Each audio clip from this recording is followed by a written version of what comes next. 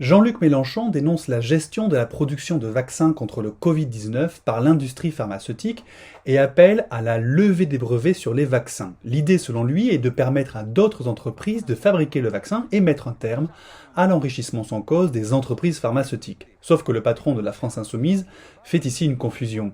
Qu'est-ce qu'un brevet? Le brevet, eh bien, il permet à celui qui l'a déposé, Pfizer ou AstraZeneca par exemple, d'obtenir un monopole d'exploitation sur son invention. Concrètement, celui qui a inventé le vaccin est le seul à pouvoir le produire.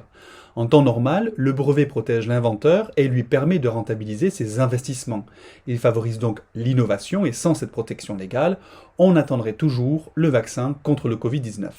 Mais lorsque sont en jeu des questions de santé publique, ce monopole peut paraître injuste, voire problématique. La loi prévoit donc ce qu'on appelle des licences d'office.